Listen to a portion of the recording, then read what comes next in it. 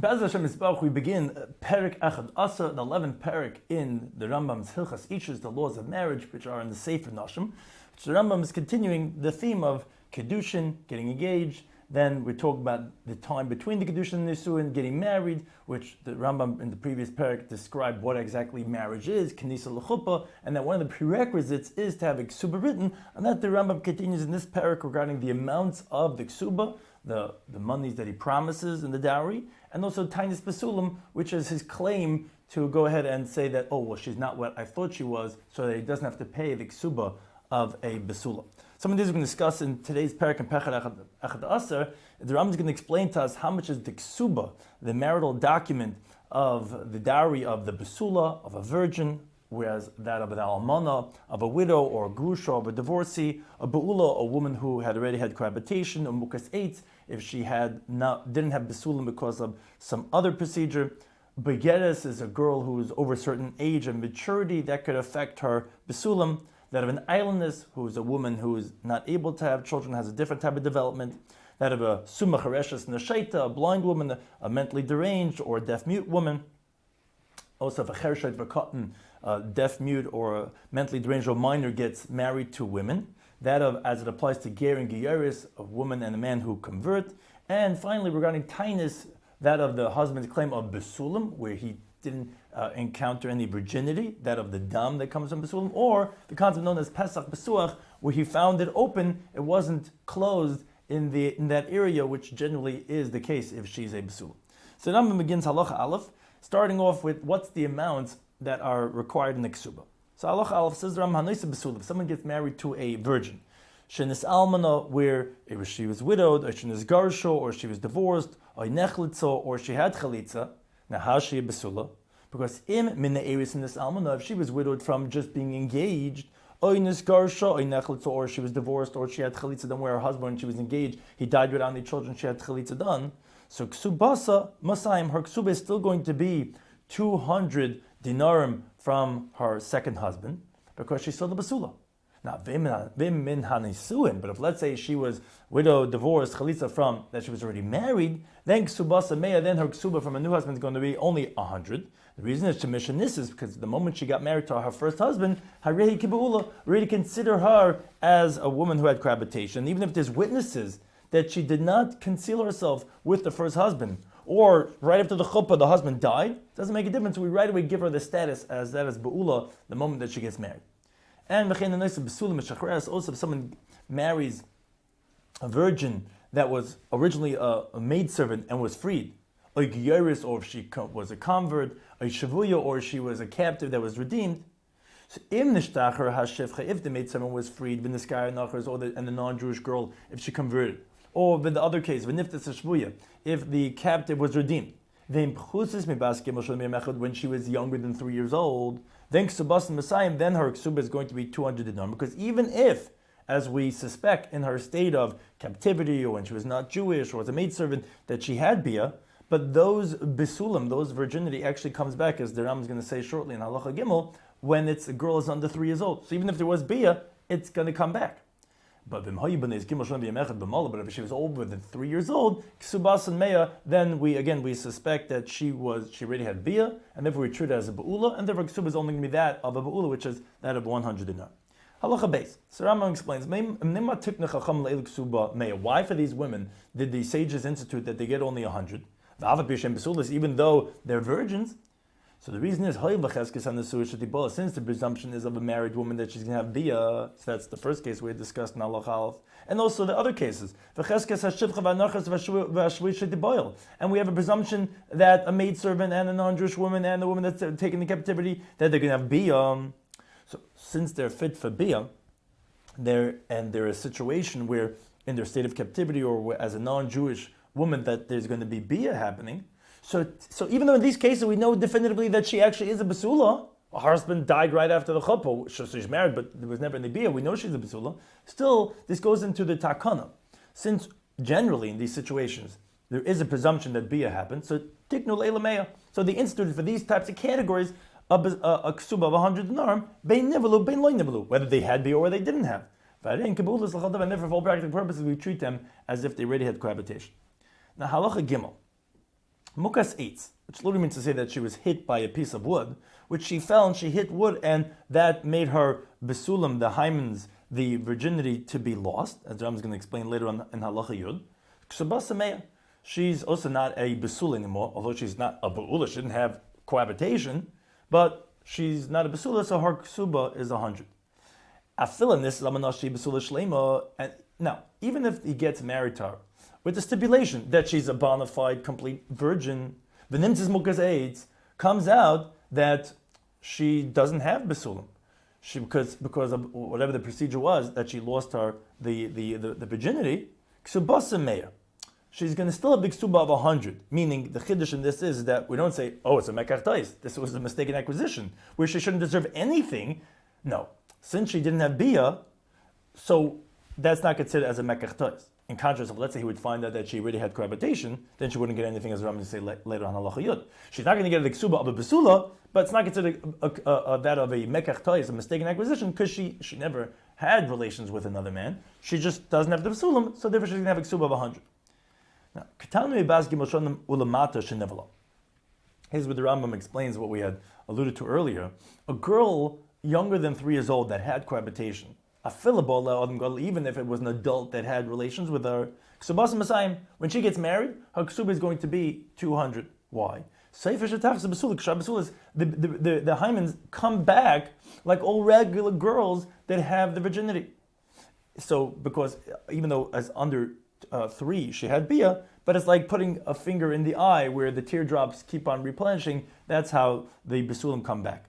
And so too, if she was an adult, but a boy younger than 9 years old had relations with her, still, her ksuba is going to be 200. As if she didn't have bia at all. Why? Same thing what we say with the girl under 3 that it comes back. Because only a boy that's over 9 years old is his act of cohabitation qualified as a bia.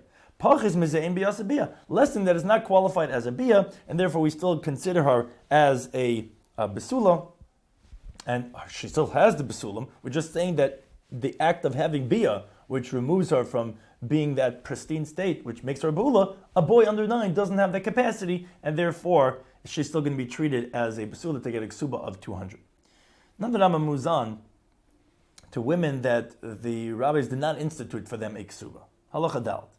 Besula, a girl, a virgin, she begetis, which she's over, let's say, the minimum of 12 and a half years old, which is it's 6 months after becoming a naida when she brings the sign of adulthood. A suma, or she's blind, or islandess, or a woman that can't have children, that I'm already explained this in Perek Beis. Ksubas and Masayim. So these girls, the ksuba is 200, just like any regular besula. Now, but a deaf mute woman or a mentally deranged woman, the rabbis did not institute for them a ksuba document at all. Now, hashaita, actually a mentally deranged woman, she doesn't even have the halach of marriage at all. Now, so on that says the Rambam, but a deaf mute woman, although rabbinically the rabbis did institute a halacha of her getting married, but on that still they did not institute for her a ksuba. Kadesh so that people shouldn't hold back from marrying her. It's like she's a financial liability. I don't want to have to give her a ksuba. But if it's there's no charge over here, so okay, I'll get married. If I want to get divorced, I get divorced. It's not going to cost me anything. And we want a chereshes, which has a more of a handicap, and we want people to marry her, so that we didn't institute for her benefit a ksuba. Now, moreover, so based on that, just like she does not have a marital dowry. So neither does he have an obligation now to feed her, because the obligation of feeding is considered as the conditions and stipulations of the ksuba. So if she doesn't have ksuba, she doesn't get that mezainis either. And therefore, neither does she get any of the other stipulations of the ksuba, which is that he has to take it to the doctor, or redeem her if she gets taken captivity, which the Rambam explains later on in Perek Beis, all these obligations.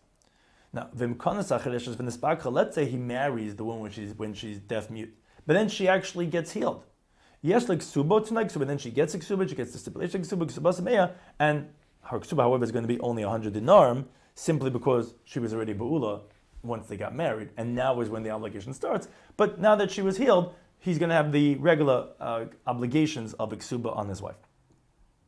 If he marries a deaf mute or mentally deranged woman, and he writes for her a ksuba of 100 mana. So ksubasin kiyamis. So the ksuba is valid. So to speak, the Rambam says he wants to destroy his properties. No one asked you to, but you obligated yourself, so now you're obligated in your obligation, and you have to give that amount. Halacha vav, cheresh shaita. If he's a deaf mute or mentally deranged, shenas nashim pikres, where the woman he marries has all her faculties intact, even if it ends up being that the deaf mute becomes healed, he becomes able to speak and to hear. And the mentally deranged man becomes also sane. Their wives don't have anything on their husbands because they don't have intelligence. And their original stipulation is not a stipulation. So although they obligated themselves when they got married, that has no standing. Now, but if they want to stay married after they got healed, then yeshling ksuba, then they have a ksuba, ksubas meya, and now that they're already bu'ulais, so their ksuba is going to be 100. Now, Vin Bezdin, if it was the courts, they married off the deaf mute person. And they wrote for the woman, we want to make incentives, we want someone to marry this person, so they wrote a ksuba for her on his properties. Then they tell us kamasha kasla bezdin. Then she does take whatever the courts went and wrote for her, because we know he would want to, although he doesn't have das, but if he would want a maidservant to serve him, wouldn't we go and buy for him and as the courts help him out? For sure here where he's getting a wife and he gets someone helping him in the kitchen and also someone that's taking care of his marital needs. So for sure that it's our responsibility and he's obligated in what the court did for them. Now, that's regarding a cheresh. But a mentally deranged person, the courts never do such a thing to marry him off. And since the institution of the sages is not going to last because you can't live with such a mentally deranged person, so they therefore they did not institute for him, even rabbinically, that of getting married.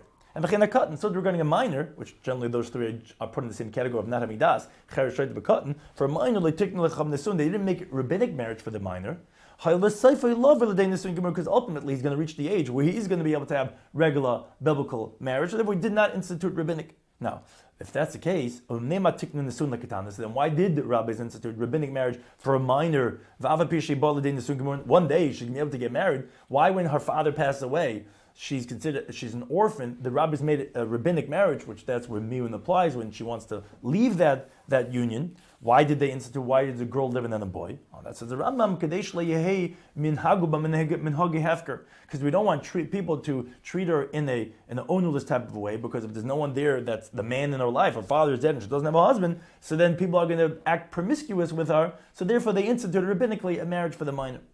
Now, the emasin is a cotton, and we don't marry off a minor boy until we check him. Like we said, there's no rabbinic marriage for the minor, so we don't marry off a young boy until we check him, that we know that he brought the signs of adulthood, and then he could go ahead and get married. Now, halacha zayin, katan afila ben teshel miyamechad. Now, regarding a minor boy, even if he's over 9 years old, which we had said before that his bia is considered halachically like a bia. Let's say he had relations with an adult woman. Shenase isha. Let's say this 10-year-old boy gets married to a woman. Ein la ksuba, she doesn't get a ksuba. Again, we said there's no marriage for a minor boy, even though, so to speak, his bia is a bia. Now, vim higdal, now if he becomes an adult, vikima achash higdal, and he stays married to her after he's already an adult, then yesh leika ksuba, then she gets the primary ksuba, that of what's coming to a person that had bia, which is going to be that, now she's already a ba'ula, so she's going to get a ksuba of a mana of 100, because at this point she's already ba'ula. And something applies to if, let's say, there was a non-Jewish couple, that him and his wife converted, and now they're Jewish, now they want to keep Jewish law, ksuba samana. So the ksuba document is going to be 100, because she's already ba'ula too. And shamanas ken kima, it's for that intention that he's sustaining her, maintaining her with, which is her status as already a ba'ula, and therefore that's his obligation of 100 dinar as a ba'ula. Now, halacha ches, the Rambam moves on to related discussion regarding him wanting to diminish or make her lose her ksuba regarding a claim, what's called tainis besulam, the claim of her virginity. Says the Rambam halacha ches, kol besulish ksubasam asayim, any virgin that her ksuba is 200, which we said most girls are, there are some exceptions like we mentioned, yesh la tainis besulam. So the husband can have what's called the claim against the hymen, against the virginity, which if he comes and he claims, says, I didn't find her to be a virgin, she'd lose her whole ksuba, as the Rambam is going to explain. Now, in contrast, any woman that her ksuba is only 100, half of that of besula, like if she was widowed from a marriage, And we said that even if she didn't even have seclusion with her husband, the husband died right after the chuppah, still we gave her halachic status like a ba'ula. So any woman that her ksuba is 100, or if, let's say, it's a woman that the sage didn't even stood for her ksuba at all, for example, like we said, a deaf mute or mentally deranged, and he writes a ksuba for her, with the presumption that she is a basula, doesn't make a difference. Ein lo tainis basulam, these women, he does not have a claim about virginity, because that's only to make her lose what a basula has, which is if he's paying a ksuba of 200. But the fact that what he wrote himself, or for when she's getting 100, which anyway she's getting that of bula, even if he thinks that she's a basula, then he doesn't have this rights of claiming that, I didn't find her to be a virgin. And so too, if someone secludes himself with the woman that he's halachically engaged to before he does marriage, that girl, he does not have a claim of virginity, because maybe he cohabited and he forgot, and therefore he cannot make stake such a claim. Now halacha test Ram now explains the mahi tainis basulam. What is this claim of the virginity? So this is zeshanasa isha. So this refers to a man who marries a woman shechaskasa shebasula, which the presumption is that she's a virgin. That was the understanding when he's getting married to her. But Toin Ba'im, and he claims and he says, basula, I didn't find her virginity. There was no hymen, which is the muscle in the genital area that's generally closed, and there, which has pockets of blood when there's the first act of bia, which removes that of the basulim. Now, Ushnei Simonu Heim LeBasula. The Rambam explains, which is very important for the claims that he's going to make, there's two signs that a girl is still a virgin. Ha'echad, first of all, is damim sheshaysin mimeno b'soif birushayin. It's the blood that drips out from her at the conclusion of the first act of cohabitation, because that was there, which is then punctured, so to speak, or pressed, that removes the blood at the end of the first act of cohabitation. V'shein, the second sign of virginity is hadoichik sheyimtza ba. The tightness, the pressing that he finds with the male member, the first act of cohabitation during marital intimacy, that's the second sign of virginity. Now, again, the whole claim here is to make her lose her ksuba, but regarding the husband's permissibility, if she's not the wife of a kohen, that we have no problem with at all, because that would be two doubts. First of all, maybe she had the bia before the kedushin. That wouldn't be a halachic problem on him. And even if it was after the kedushin, maybe she was raped, as Rambam explains this in Hilchos Ishut. So the whole discussion we're having over here says, she's not a besula. What happened over here is only a concern regarding him claiming that he doesn't want to pay the full ksuba. So Rambam goes in Halacha Yod and he says, so he says, someone marries a virgin. Again, that this category that we're talking about, because we're talking about referring to the halachas of ksuba, that's what comes here in this parak. The Rambam, everything has a connection, understanding for his flow.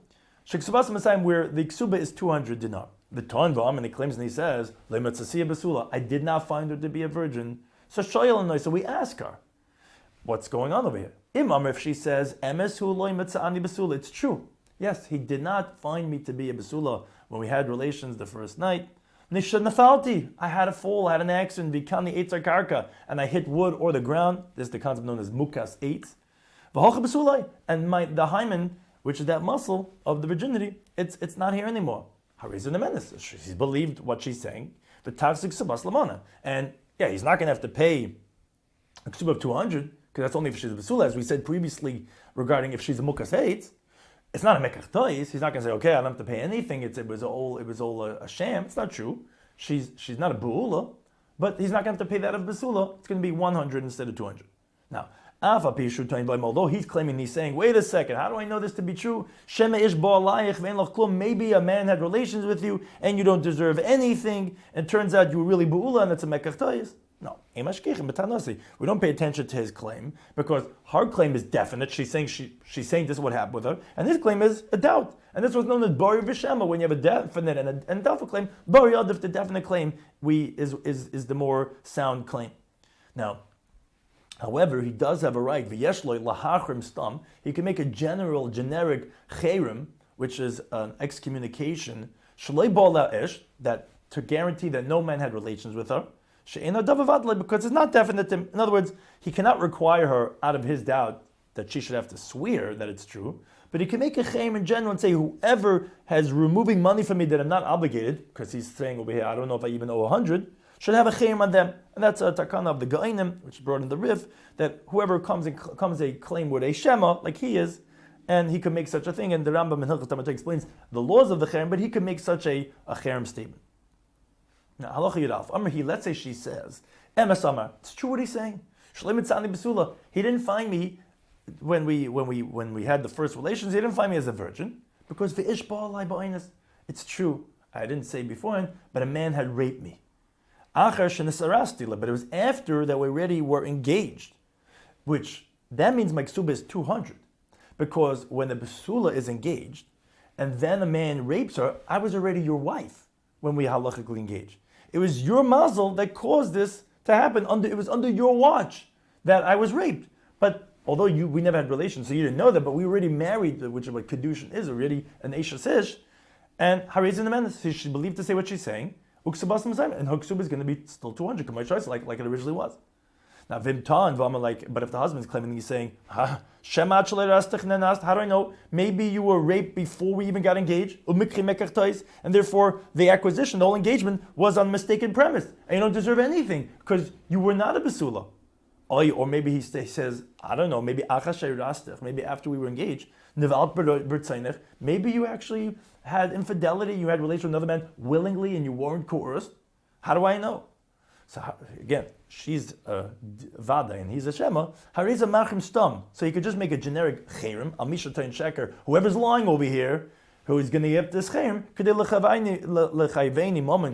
who wants to make me obligated monies that I'm not responsible for. Again, he can make a cherem to make her swear. He can't because again it's a bari b'shema, and moreover the woman has a cheskes aguf. She has a presumption in her body which supports her that a woman is born as a besula, and we presume that the chazak is there as long as we would say it is, and therefore it must have been that only happened after she was engaged and that she was raped. So therefore she gets 200 and he just gets to make this cherem. Now halach yud beis. Ta'an v'amar, let's say he claims and he says, I didn't find her that she was a besula. V'hiyamer, she says, what is he talking about? He didn't have relations with me. I'm still a besula. We didn't have any relations the night of the chasna and so on. So okay, so this is a verification of facts. We check her where, as the Gemara says in Ksubas, where it's debated if that's applicable today in these days, that a bu'ula, that if you put her on a barrel of wine, she's going to have the aroma coming out of her mouth because it's going through her body and conscious besula, it's clothes over there. But be that as it may, we check her. We see if she's still a besula or not.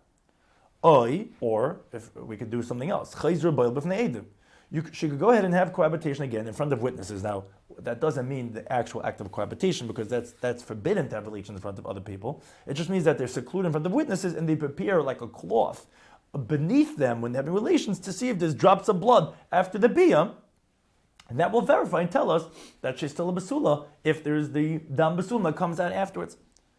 Now, Amra, let's say she says, Bo'alai. It's not true. We had relations. And what is he talking about? He found me a virgin like all other virgins. This guy's a liar. So we ask him and we tell him like this. What was this thing at Shamar to change besula that you're saying? You're coming here to court. You're saying she's not a besula. She's saying she was, and you're saying she's not. So imama, if he says, says I'm not a liar. I learned the halachas beforehand, and they're supposed to be dam besula. There was no dam that was there. Okay, so then boitim b'mishpachta. So we check her family. We do DNA. Shema ein lem dam klal. Maybe they don't have blood. There are certain families that didn't have this blood in their anatomy. Loidam nidav, loidam sulam, they don't have menstrual blood, they don't have the blood of virginity. So in Nimtzu Kul and Kain, if we see all the women, we start asking around, we say, yeah, we didn't have. So then she has the original presumptive state that she was a besula, and the fact that there's no dam, that's because that's the family type. Now, let's say loy nimtzu b'nois mishpachta. Let's say we don't find, there's none of the family, none of the other girls in the family have this of not having dam. So then we do a different check, a different test. Maybe she was really not well. Which actually dries up the moisture in her limbs. Maybe she was fasting, a famine, or she wanted to get a shidduch, she was fasting. So that dries her out, and therefore there's no moisture in the body, and therefore maybe that's why there was no dam coming out. So what we do is martivinaisa. Says the Rambam, we moisten her up. We take her into the bathhouse, and we give her to eat, mashkanaisa, we give her to drink, until she becomes healthier, more robust, and then do active cohabitation the second time. Then we'll see if blood's going to come out or not, because maybe that was just because of a physiological reason that no dam came out. Now, but let's say there's no illness, no hunger, but nothing like that. So that's what the Rambam says. This is what's known as Harezer Tainis Besul. This is what's called the claim of virginity, as the Rambam explains. Even if he found it that there was a pressure when he was having cohabitation with the woman, but since no blood came out, that must be there's no virginity over here. There's no hymenal to have the hymenal blood. As the Rambam explains, every virgin has blood. Whether she's young, whether she's old, whether she's a little girl, naira, which is when she just became an adult, or begeris, which is 6 months later. Unless there's some type of illness, like we explained. So therefore, if he's saying there's no dam, that's his right to make such a claim, and he's believed, and she's not coming with any vaday taina, like we said. She's just saying that I was, but there's no dam over here. So he has the rights to stake this claim. Now, let's say he says a different reason. Like we said from the Rambam, there's 2 simonim of virginity. Let's say he says, I didn't find any tightness. Famous sugi Masechet Ksubas, I found an open doorway, that means to say that the vagina is open and there's no hymenal that's blocking it. So then Shayla said, now regarding this, the age does make a difference. Regarding Dam, the Rambam says there's no difference. He's always going to believe with Tainis Besul. But regarding the Pesach Besuach, then we ask her how old she is. Shema Begerisi. Maybe she's already Begeris. Says the Rambam, that Shareva Begeris ain't lan Deichik. Oh, Shema Gishim Bayharba, that the most Begeris, you don't really feel so much of a tightness, even after the first act of cohabitation. Sharei Gadla, she already became older. The Nisra Bevra, and her limbs already loosened, but Kol B'Saleh, and that already removed the virginity of the tightness of the muscles of the hymenal. Now, so if she's already over Begeris, that's not a claim. Not Vim Loy Bagar, but if she's not even yet a Begeris, so we tell him, and so then it is interesting why there was no tightness. That would sound like that she already had Bia already. So we tell him, Shemehi Tesa, maybe you were at an incline, which you could avoid the Besulam. So maybe you had cohabitation very slowly, which will therefore you didn't feel any tightness, because if you do it very slowly, so that eases up the body and the woman calms down, and therefore that's why you didn't feel any tightness. But it doesn't really mean because the Besulam weren't there. If he says, Loiki, no, it's not the case. I came in strong, I went straight. So then obviously it really was open. So this is another type of claim against that there was no virginity. For any virgin, as long as she wasn't yet a begeris, whether she's a minor, whether she's already a naira, whether she was healthy, whether she was ill. Because any girl that's a naira, even though she's already a naira but not yet a begeris, that's a virgin, the opening should be closed.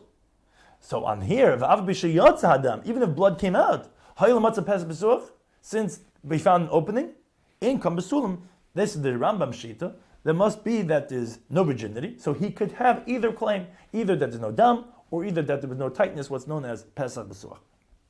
And he has the right to make this claim to not have to pay the ksuba of a Besula. Now, Halacha Yud Gimel. It says there are some great Torah giants that they ruled Shah Begeres. In other words, they say the inverse of what we just said. They say that the Begeres, when she's over, let's say 12 and a half, Ein Latain is damim, to the contrary. Then there's no more claim of bloods, because there's no more blood coming out anymore when she reaches a certain age. But V'yesh Latain is pesach, but he actually does have the claim of that he found it open. Why was it open? It should be closed. Which is the exact opposite of what we just said. To which the Rambam says, the way of the Gemara doesn't seem to indicate the way they're saying it. And actually, it actually was an error in their text of their Gemaras. And says the Rambam, says, I already checked many different texts, and from the earlier ones, I found that it's like how we explained, to the contrary. The only claim you have for an older girl is that of the claim of blood, but not for Pesach Besuach, which is the exact opposite of the girsa that those Goinim had. Now that I moves on, Halacha Yadal, regarding the belief of a claim of that regarding the Besulim that they weren't there. So Halacha Yadal. Ram explains, why does he have the right to make such a claim? So it was the sages that they instituted the primary ksuba document for a woman, that she should get this ksuba when the marriage gets dissolved. They also entered and they said, Shakala 20 times Besum, this went into their original takana, that whoever makes the claim of that there was no virginity, and the woman denies him. So again, we have a claim this way, claim a counterclaim. Neman, that the husband is believed to make her lose her ksuba. Why? And she has to bring the proof. Loyal is not the man. The Ram explains why. It's a presumption. No man would go through the effort of preparing a chasna. We all know what it costs. And create a loss, because if he didn't like her, he would not have put in the whole effort and made the whole chasna for nothing. He would have divorced her right away and saved himself money. And he's turning his joy into mourning. Obviously, he would never have done such a thing. And if he's making such a claim, which is to end this, obviously was because he didn't find the besulam, and therefore the Chazak is telling us that what he's saying is correct, and she would have to bring proof to counter that. Now, Allah Tazvav, and that's because the husband he's the one paying for the chasna in the way the Rambam codifies it, and therefore again he prepared all that. He wouldn't want to cause a loss. Now, Allah Tazvav, Vadmasa Yeshle Litain Tans Besum. How long does he get to make this claim about not having found besulam? So it depends. If they were secluded, so miyad. It has to be immediate. But he can't go ahead and make a claim at a later point in time, because once he already secluded with her, he most definitely cohabited with her. And if he was silent up until this point, most definitely she was a basula, and that's why he was quiet, and now he's upset, so he's making up some type of a rumor. He's like, I'm just going to start spreading rumors about you. So if they were secluded, it has to be right away. But if they didn't seclude, it could even be 30 days later. As long as they didn't seclude, so they never had biyah. And whenever it was, after a month or two or whatever, that they finally had biyah, they could come the next morning and make the claim in court. Now, Allah design. All the great ones, the Goinim, they ruled. This that the sages said, that he's believed, even if his wife denies him. That's all of Sid Ikar Ksuba. There's a lamdus over here. That's only to make her lose her primary ksuba, which we said, interestingly, is a takan's chachamim, and the chachamim themselves are able to say, okay, we believe the husband, because this chazaki wouldn't go ahead and want to gain 100 of them when they lost thousands of dollars, tens of thousands of dollars for a chasna. But the additions that he promised, or which he could add on, as we had previously said, previous parak, more than what the primary ksuba is, that yeshla, that actually she does get, because that Tosefes is not because of the Kanz Chacham, it's because he willingly obligated himself. So that's like all other halachic obligations, which you cannot remove your obligation without a definite proof. Like the Vilna Gaon says the Ksub is rabbinic. The Tosefes is a gift. A gift is biblical. The Chacham cannot go ahead and remove his gift, so therefore he has an obligation of still giving it. Again, unless unless it's known from a clear proof that she already had cohabitation, or if she admits that she was a bu'ula, that she really had cohabitation before they were engaged, and she had misled him, and whoever gets married with the presumption that it's a be'ula, that's going to be a mekach tais. So, lefikach, therefore, in other words, since we're saying the whole ability of her collecting is because of the document of the ksuba that he wrote for her, so regarding this, meaning this addition, which the Tosefes, which she gets to take, we said, because that Chacham cannot uproot his biblical obligation of his matana, so she's going to get that. So then, yesh lahashbi b'nekitas chayvetz. What he could make her swear by holding an object. Generally, a holy object, as the Rambam says in Hilchos Shavuos, you hold like a sefer Torah in your arm and you stand and you swear. He can make her swear kedin kol nishba menaitlin. There's halacha, what's known as, generally people swear to defend themselves. There are some cases where people swear and they take, which in this case, she's swearing to take, because she's coming to collect, and she's swearing. So when anyone comes to swear and collect, you can make them obligated in an oath, of what's called the Shvuas HaNeitlin, which you hold a holy object and you swear on that, and then she go ahead and collect the additions that he had promised her, which again is the case in any time, like a collector, like a lender is coming to with a document to collect something, the borrower could make them swear by holding a holy object, and here the husband is no different. He can make her swear shvus hanayim. Now, the ein la lahashbiyai. Now, it doesn't work the other way around. She can't make him swear shleimitza besula. You swear that I wasn't a besula. And then only then will I lose the primary ksuba. In other words, we're saying she's collecting the tesevas and she's losing the primary. So wait, just like she has to swear with the Tesefes, maybe he should have to swear for the primary that she's losing. No, we don't say that. Like we said before, because there's a chazaka working for him, a presumption. No one's going to put in the effort for a meal and then cause himself to lose it. So therefore we believe it even without an oath. Now, but she does have a right, lahachim stam, like we said that he had in other cases, she has a right to make a general chayrim.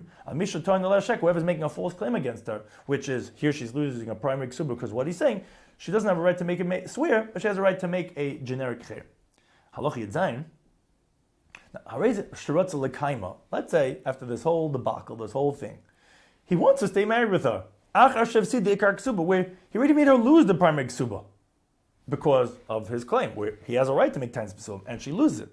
Now the thing is, he's not allowed to stay married to her now, even if he wants to. Like we said, let's say if she's the wife of a kohen, and the husband is claiming that he found her a beula, so then she's going to be forbidden on him out of doubt. Because maybe after Kedushin was the Bia, and even if she was raped, she's going to be forbidden. But let's say we're talking about a Yisrael that makes the claim. So she's not forbidden on him, because like we had previously said, there's two doubts. Maybe the Bia was before Kedushin, and even if it was after Kedushin, maybe she was raped, which if a woman was raped, she's permitted to her husband, which that's not really applicable in today's days anyway, because we do the Kedushin, the ring, by the chuppah, and no man is secluded with the kala until after the couple already consummates their marriage. So most definitely, if he would find a beula, actually she would be permitted to her husband, even if it's a kohen, because obviously this nus was when she was single, not when she was married, so she wouldn't be forbidden.